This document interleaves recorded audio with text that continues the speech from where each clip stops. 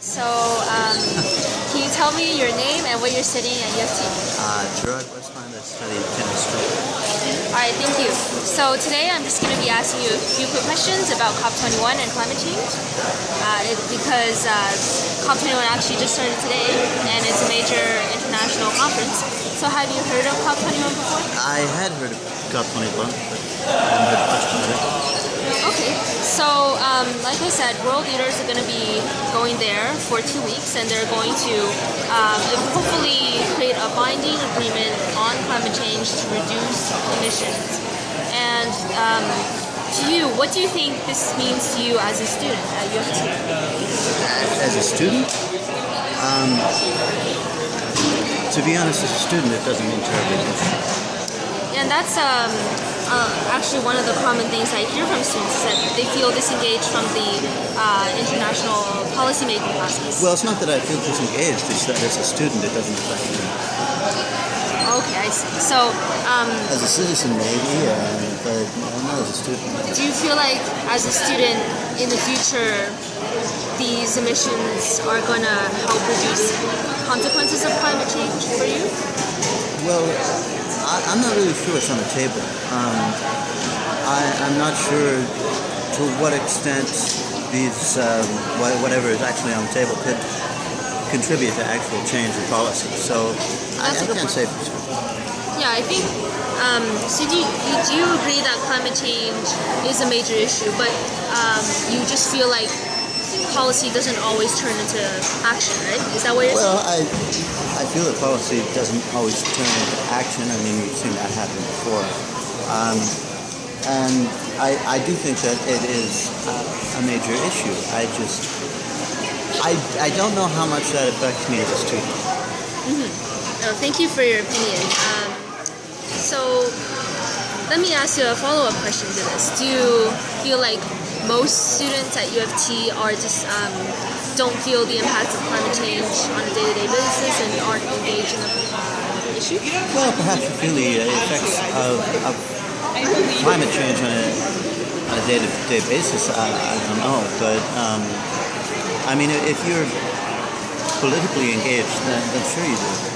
Yeah, I sometimes feel like there's a gap between the environment students on campus and the other students.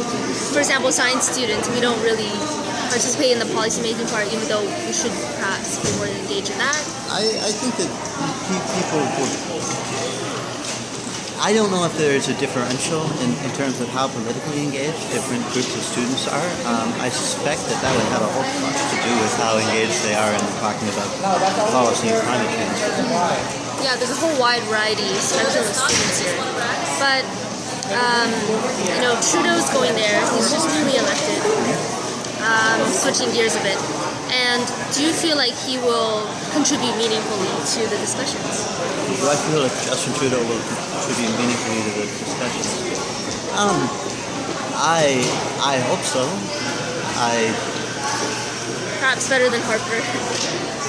I mean, perhaps, but it's been such a short time since he was elected that I can't imagine he and his cabinet, his team, have had time to frame a much different agenda than the Harper government had. I mean, it's been weeks.